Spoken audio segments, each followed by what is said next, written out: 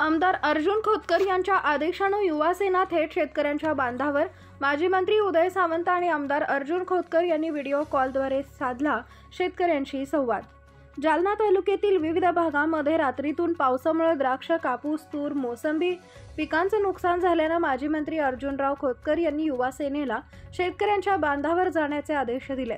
आज दिनांक 4 डिसेंबर रोजी दुपारी 12 वाजल्याच्या दरम्यान युवासेनेचे उपजिल्हा प्रमुख गणेश मोहिते, नागेश डवले, शिवसेना तालुका प्रमुख भगवान अंबोरे, राहुल गवारे, बाळू पाचरणे, सोपान क्षीरसागर, गणेश मस्के, अर्जुन बहुले यांसह युवासेना यांनी कडवंची इथं शेतकऱ्यांच्या बांधावर जाऊन पाहणी करून माहिती घेतली आहे। युवासेनेचे उपजिल्हा प्रमुख गणेश मोहिते म्हणाले, शेतकऱ्यांच्या झालेल्या नुकसानीची माहिती जिल्हाधिकारी SO ऑफिस माहिती घेणार असल्याची माहिती गणेश मोहिते यांनी दिली आहे। शेतकऱ्यांचा बुलंद आवाज, शेतकऱ्यांचा वेळोवेळी आवाज उठवणारे आमदार अर्जुन खोतकर यांना मंत्री करा अशी मागणी गणेश मोहिते यांनी एकनाथ शिंदे, देवेंद्र फडणवीस यांच्या महायुतीकडे केली आहे। कडवंची इथं 12 एकर शेतीमध्ये 8 ते 10 एकरमध्ये नुकसान झालं असल्याची माहिती शेतकऱ्यांनी दिलेली आहे। मंत्री मोदी बोलतायत, त्यांना दाखवा सर्व। हा द्या। हॅलो, नमस्कार। नमस्कार सर। साहेब, आम्ही शेतकऱ्यांच्या बांधावर आलो आहे। साहेबांचा फोन आला होता सकाळी की सगळ्यांच्या बांधावर जाऊन पाहणी करा म्हणून। तर इथं बरेचसे शेतकरी आहेत। आता द्राक्ष बागेत आहे साहेब आम्ही सध्या। हे इतकं पहिल्याच पावसामध्ये नुकसान झालं सर।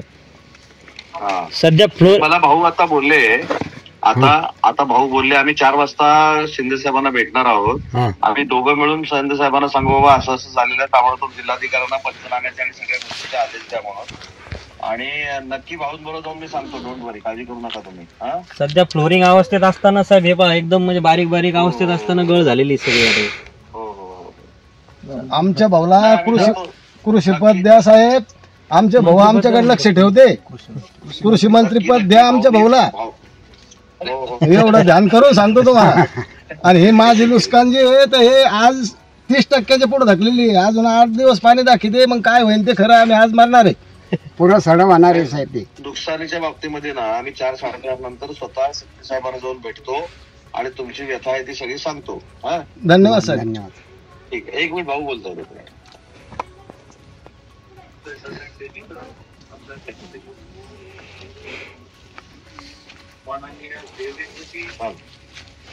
ठीक आहे, हो, धन्यवाद।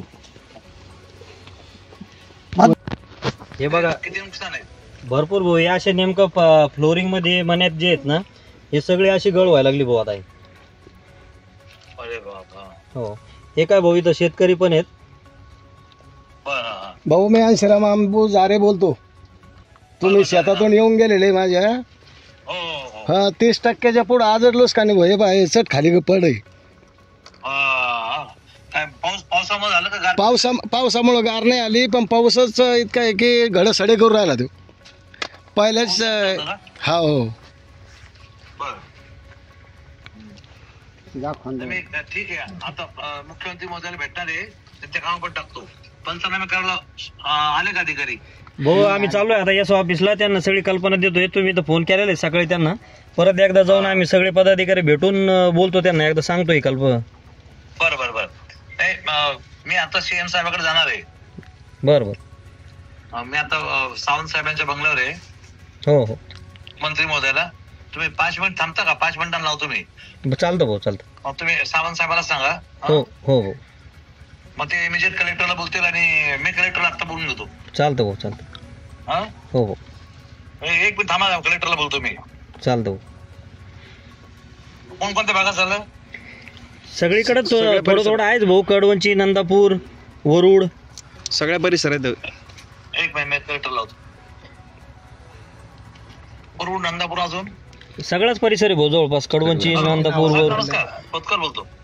नमस्कार साहेब, एक आपल्याकडे जो पाऊस झाला ना काल रात्रीला झाला, रात्री जो पाऊस झाला ना आपल्याकडे, त्यामध्ये कडवंची, नंदापूर त्या भागामध्ये खूप नुकसान झालं। तर शेतकरी माझ्याकडे आहेत, मी त्यांनाही बोलतो, पण तिकडे ताबडतोब पंचनामा करायला पाठवून द्या कोणतरी, तहसीलदार वगैरे। ठीक आहे। कडवंची, नंदापूर आणि नावा, धारकल्याण,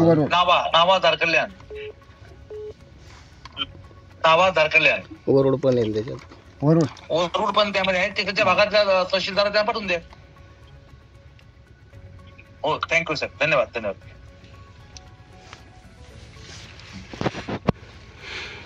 होते मी आता ताबडतोब जिल्हाधिकाऱ्याला कळवलं. हो हो, जिल्हाधिकारी तहसीलदारला पाठवतील. चालतं. चिंता करू नका, मी बघतो सर्व. बोला बाबा. बोल भाऊ बोल भाऊ. मी बाबा काय म्हणता? रामराव. हे बागाची जास्त नुकसान झाली त्याच्याकडे हो ना. मंत्रीपद घेऊन या, कृषी मंत्रीपद घेऊन या. पण आपलं झालं पाहिजे. हे पंचायत करून घ्यायला तुम्ही. बरं आहे मग. आलं मग. हा हा. हो, तू ये ना इकडे. उद्या सामंतच्या बंगल्यावर ये ना. उद्या सामंत तुला तू ये ना इकडे. किती वेळ लागेल तुला? बोला बोला बोला ना. बोला बोला. तिने बोल. हॅलो. बोला बोला. हॅलो. मी ज्याला मंत्री महोदयाला देतो.